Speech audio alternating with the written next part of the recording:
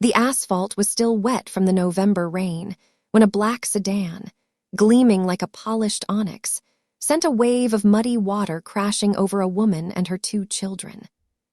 She had been up since the world was dark, her only company the blue glow of the kitchen clock. Every motion was a calculation. The thin spread of peanut butter to stretch the jar, the cutting of sandwiches on a diagonal because her daughter believed they tasted better that way, and the careful counting of coins for lunch money. There was no room for error in her life, and certainly no room for a luxury like a new coat. The one she wore was her grandmother's, a heavy woolen thing that hung on her thin frame like a tent, but it had buttons and warmth, 2 qualities that were sufficient for a woman like her. Her children moved beside her like satellites, her son a bundle of rambunctious energy with shoes stuffed with newspaper, her daughter a quiet, observant presence who had long ago learned that the world gives you only what it has to. The man in the back of the sedan had just finalized a deal worth more than most people earn in a lifetime before his coffee had cooled. He was a developer, a man who built skylines and in doing so had learned to see cities not as places of living, breathing souls, but as a grid of parcels on a map. His fingers were flying across his phone, signing off on demolition permits for a neighborhood he hadn't walked through in decades. The neighborhood the woman was currently walking through. Neither of them knew the street had connected them 35 years prior. He was a man who had built a fortress of glass and steel, and she was a woman who had mastered the art of fortitude. A woman who had been quiet about the things that were missing for as long as she could remember. The car hit the puddle without slowing. It rose like a brown curtain and fell across her grandmother's coat, her daughter's backpack, and her son's face. The car kept moving, but the man inside had looked up from his phone for exactly a second and a half. He had seen a child on the edge of the road, a child with an oversized backpack and no umbrella. Something ancient and buried in his mind stirred, a memory he had sealed in scar tissue. He looked back down at his phone. He didn't know that in 7 minutes he would instruct his driver to turn around. He didn't know that the woman he'd just soaked was the granddaughter of the person who had saved his life. He sat in his leather seat, breathing the same cold November air, less than 2 miles from the street where he had once walked to school in shoes that didn't fit. The distance between those 2 facts was everything. The distance was also nothing. The woman's name was Evelyn. She had been up since 4:45, not out of choice, but because her budget demanded it. She had done the math. 2 children dressed, fed, and walked to school by 7:15. This meant leaving the house by 6:30, lunches packed by 6:00, clothes ironed by 5:30. It meant standing in the dark kitchen, the overhead light broken for 11 days, working by the light of the stove clock. She made the lunches methodically. She spread the peanut butter thin because the jar was almost empty, a new one not arriving until her second paycheck came through. She cut the sandwiches on a diagonal not because it made them bigger, but because her daughter Amara had declared they tasted better, and Evelyn didn't have the heart to argue about the geometry of a sandwich. She wrapped them in plastic bags she had washed and dried herself. She counted the coins for milk money, 60 cents per child, a total of $1.20, taken from a jar she measured out with the precision of a bank teller. She wore the coat that was her grandmother's, a heavy green wool that was too large in the shoulders.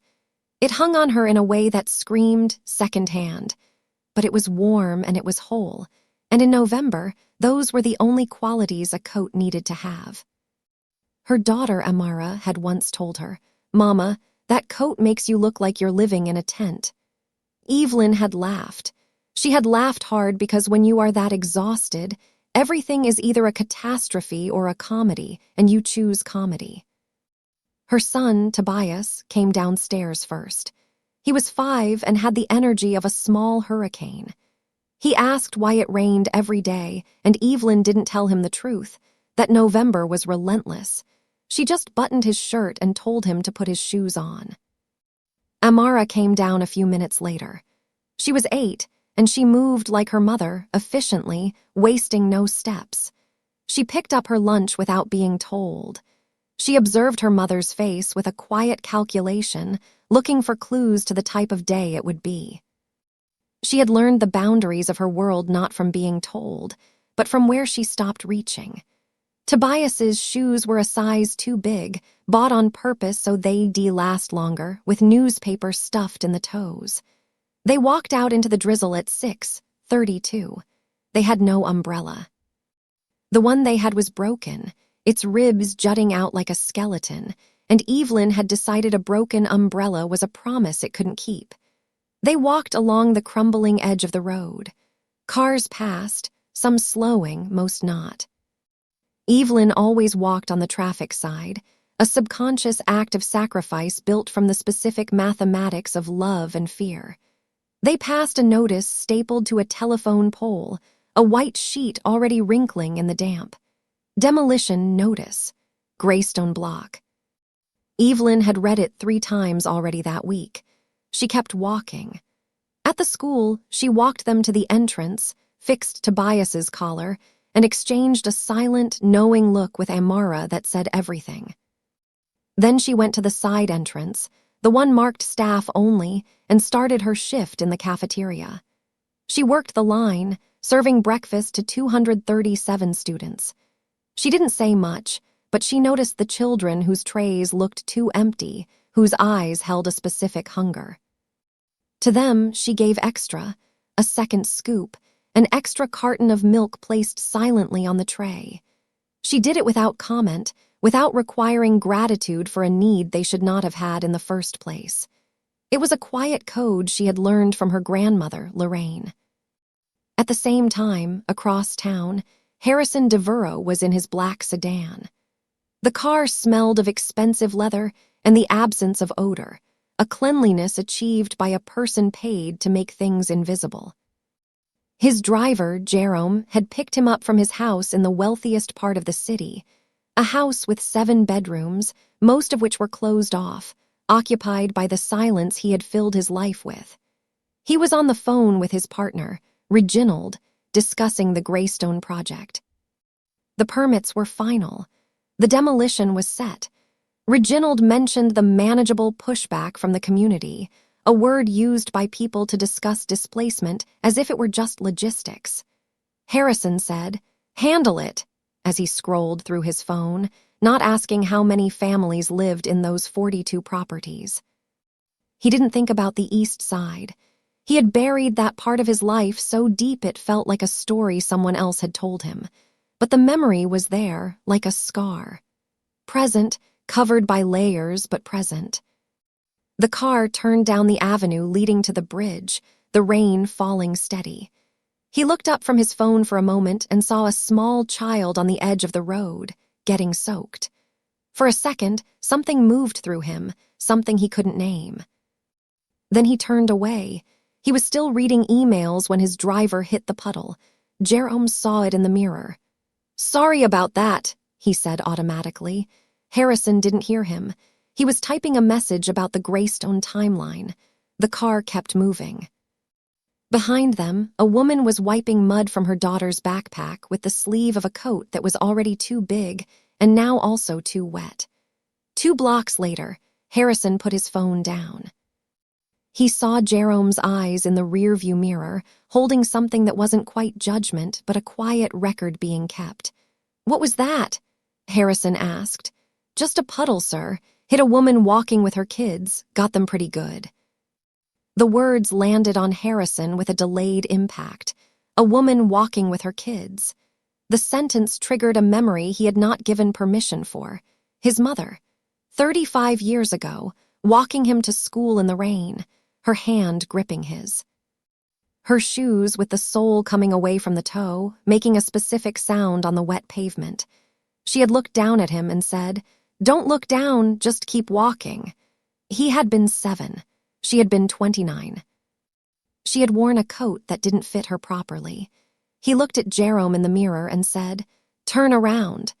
The command came from a part of him he had not consulted. It was lower, quieter, a voice reaching for something he had been avoiding for years. Jerome, a man who understood when silence was the correct response, simply made a U-turn and drove back. Harrison saw them from half a block away.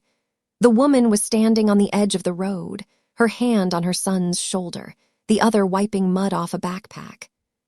The rain was falling on them with a quiet, relentless patience. He told Jerome to stop the car. He opened the door, his Italian leather shoes hitting the wet pavement. They were immediately soaked. He walked toward them. Evelyn sensed him before she saw him. She turned, her body tensing with the automatic alertness of a woman who walks dangerous roads every day.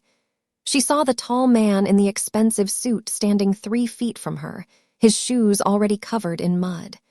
He said, "I am sorry. That was my car." "I didn't see you." Evelyn looked at him, measuring him. She had learned that apologies from strangers in expensive suits were sometimes real and sometimes a performance. "We're fine," she said, her voice flat and unyielding. The tone was not cold, not warm, but the tone of a woman who had been fine through things that were not fine and didn't need confirmation from a stranger. Harrison saw her shoes. They were worn at the heels, the stitching pulling away on the left side. He looked at his own shoes, now matching hers with mud. He looked at her coat, too big, and he felt something shift in his chest. Tobias stared at the car. "Your car is really big," Amara said, her voice clear and unafraid. "My grandma used to say people with big cars are either very important or very lost," she added. The words hung in the cold air. Harrison, the man who had built an empire from nothing, felt them land like a physical blow. He didn't answer. He just looked at this girl, 8 years old, standing in the rain, looking at him with an expression that was not impressed, not hostile, just clear as water. He didn't know he was looking at the great-granddaughter of the woman who had saved his life. He said, "Your grandmother sounds like a smart woman." Evelyn put her hand on Amara's shoulder and guided the kids away. Harrison watched them walk toward the school entrance. He stood on the side of the road, feeling the rain on his face, for the first time in years feeling like he was standing on the wrong side of a wall he had built himself. He looked at the demolition notice on the telephone pole and saw his company's signature on the permit. He got back in the car. He didn't pick up his phone. He just sat there, his wet shoes, his wet suit, a sentence from a child looping in his head. Very important or very lost. He didn't know which one he was anymore. He went to his office on the 22nd floor and sat at his desk for 40 minutes without opening a single file. His coffee was cold. His phone buzzed 11 times. He ignored them all. He was looking out over the city, a city he had helped build, and he was hearing an 8-year-old girl's voice. People with big cars are either very important or very lost. He had been a boy from this very street. He opened his laptop and typed, "Greystone Neighborhood History," feeling like a man approaching a scar he had sworn not to touch. He told his assistant to cancel his afternoon appointments. He told Jerome to bring the car around. He was going back to the neighborhood he had left decades ago and had sworn he would never return to. He walked down Greystone Road in his expensive suit, feeling like a foreigner in his own country. He saw the houses, smaller than he remembered, or he was larger. He saw a woman on a porch shelling beans.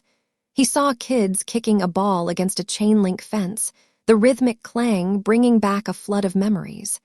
He stopped in front of a house on the corner of Greystone and Birch.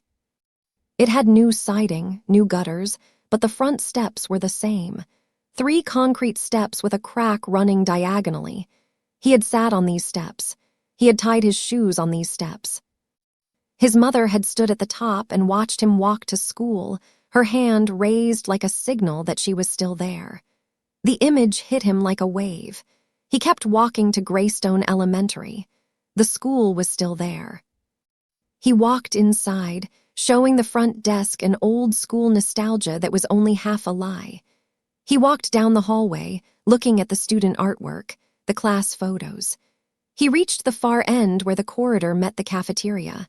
On the wall was a wooden plaque. It was small, maybe 2 feet by 1 foot. The letters were gold. It read, Lorraine Ackhafer, 28 years of service, cafeteria staff.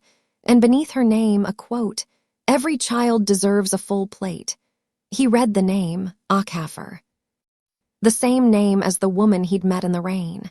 He touched the wood, his fingers tracing the letters. The hands that had fed him, the extra biscuit, the word baby spoken in a low, steady voice. The woman whose name he had never asked because when you are 9 years old and starving, you don't ask questions. You just hold out your tray. He turned to the woman at the front desk. The woman on this plaque, Lorraine Ackhafer, is she still alive? Her face softened. Miss Lorraine passed about 4 years ago. Her granddaughter works here now, though. In the cafeteria. Evelyn. The name hit him like a sledgehammer. Evelyn. The woman he'd splashed with mud. The woman with the coat too large and the shoes that let the water in. The woman whose grandmother had saved his life. He put his hand on the wall to steady himself. He left the school, got in the car, and made one call. He called a number he hadn't used in years. The retired principal, Mr. Wendell. Mr. Wendell answered slowly, then said, I remember you. You were the boy who was always first in line. Harrison drove to his house. In the quiet of the living room, Mr. Wendell told him the truth. Lorraine Ackhafer was the one who had gotten him the scholarship. She had written the personal statement herself, sitting at her kitchen table at night, with only a 9th grade education.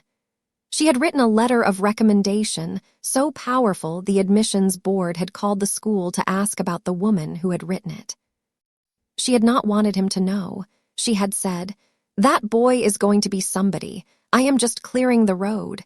He does not need to know who held the broom. Harrison's hands were in fists on his knees. He was looking at the floor. The woman who had saved his life had died making lunches for a food drive. Mr. Wendell told him another thing. A letter. Lorraine had written a letter to Harrison, but she never sent it. She was waiting for the right time. The right time never came. When she died, Evelyn found it in a drawer. There was no name on the envelope, just a line, for the boy who kept coming back. Evelyn didn't know who it was for. Harrison drove to Evelyn's house. He got out of the car and walked up the porch steps. Evelyn opened the door. She saw the man from this morning, his suit wrinkled and rain-stained. "What do you want now?" she asked, her voice guarded. He said, "I need to tell you something about your grandmother." He told her everything. The morning in the cafeteria, the extra food, the hands, the scholarship, the letter. He told her how a woman he never thanked had built his entire world. Evelyn's face was still. She listened, unmoving. Then she stepped back and let him in. Inside, he saw the house. It was small, clean, and the precision of everything spoke volumes. 3 bowls stacked, 3 spoons, the exact number of people who lived there. Nothing extra, nothing missing. He saw the framed sentence on the wall. "Every child deserves a full plate. Lorraine Ackhafer." She left the room and came back with an envelope. It was yellowed, unsealed, with the handwriting on the front, for the boy who kept coming back. He opened the letter and read it, his hands shaking. The letter was a conversation from a woman to a boy she had never forgotten. She didn't need a thank you. She needed him to remember that the road he had walked did not begin with him. It began with the people who cleared it, and the only payment that mattered was the payment he made forward. Back in his office, he called Reginald. "The Greystone project is canceled," he said. "All of it." Reginald was furious. He threw out numbers, 14 million in losses. Investor penalties, reputation. "This is business, Harrison, it's not personal." Harrison replied, "It became personal this morning." He hung up the phone. He drove himself to Evelyn's house that evening, a man who hadn't driven himself anywhere in 4 years. He walked up to the door in plain clothes. She let him in. They sat in her small kitchen. He told her he had canceled the project. She processed the news carefully. She asked him why. "Because I grew up on this block. Because your grandmother saved my life. Because I built everything I have on a foundation she laid, and I almost destroyed the only thing she left behind." He paused. "I owed your grandmother everything. I paid her back by almost destroying the only thing she left behind." Evelyn's son, Tobias, walked in, stared at him, and said, "Are you the mud man?" The tension broke. The little boy had no idea about the weight of the world on his mother's shoulders or the guilt on this stranger's face. He saw only the mud on his shoes and saw a kindred spirit. Harrison found himself making a promise. He and Evelyn together would go to a community meeting. He wanted to fix the houses, not tear them down. He needed her help because she never left. The meeting was held in a church basement. Harrison stood in front of the community. He didn't wear a suit. He wore plain clothes. He stood beside Evelyn. He told them he grew up on their streets. He told them about the woman who fed him. He told them he was late, but he was there and he wasn't leaving. They were skeptical. A woman spoke up. "We've heard promises before. Last time they put up a parking lot on Miss Thelma's house." Harrison didn't flinch, he just listened. It was Evelyn who spoke up for him. "This is not charity," she said. "This is accountability." She told the crowd, "My grandmother believed that when you owe someone something, you don't let them forget it. You make sure they pay it right." The room shifted. A woman nodded. A man uncrossed his arms. It wasn't unanimous, but it was a beginning. And in a neighborhood like Greystone, a beginning was everything. Months later, Evelyn walked her children to school on a brand new sidewalk. The sun was out. Tobias stepped carefully on the lines between the concrete sections. Amara carried an umbrella in her backpack, always ready. The houses on the block were being repaired, not demolished. New roofs on old frames. The work was being done by crews hired from the neighborhood itself. The breakfast program at the school was renamed. It was now called the Lorraine Ackhafer Full Plate Program. A sign stood next to the old plaque. Harrison walked through the neighborhood that morning. No car, no driver. He walked in a pair of ordinary shoes that were already collecting mud at the edges from the damp grass. He passed the house on the corner. Evelyn's house. There was a new sign on the porch. The Lorraine Ackhafer House, a place where everyone gets a full plate. He stood on the new sidewalk, looking at the house, at the sign, at the street that had made him and the street he had almost destroyed. He kept walking. The city went on being the city, indifferent and urgent. None of it paused for him. None of it needed to, because some debts aren't paid with money. They're paid with presence, with the decision to stop driving past and start walking through. No one is self-made. That's the lie successful people tell so they don't have to say thank you. Now, before you go, I want to step outside the story for a moment. This story is fiction. Evelyn, Harrison, Miss Lorraine, they are all invented, but the world they live in is real. Every year, neighborhoods like Greystone are demolished to make way for developments that serve people who have never lived there. The families who built those neighborhoods, who swept those porches and fed each other's children, are displaced. It's called gentrification. The women in this story, Miss Lorraine and Evelyn, represent a truth that doesn't get told enough. In communities under-resourced for generations, it is often women, Black women, working invisible jobs, cafeteria workers, crossing guards, church volunteers who hold everything together. Their labor is not counted in economic reports. It's not celebrated in headlines, but it is the infrastructure no one builds and everyone depends on. Organizations like the National Farm to School Network are doing real work to make sure children eat. Community land trusts are fighting to keep neighborhoods in the hands of the people who built them. These are not fictional ideas. They are real, and they are worth knowing about. If there is someone in your life who cleared the road for you, someone who believed in you when you couldn't believe in yourself. Tell me about them in the comments. And if you haven't thanked them yet, maybe today is the day. See you in the next story.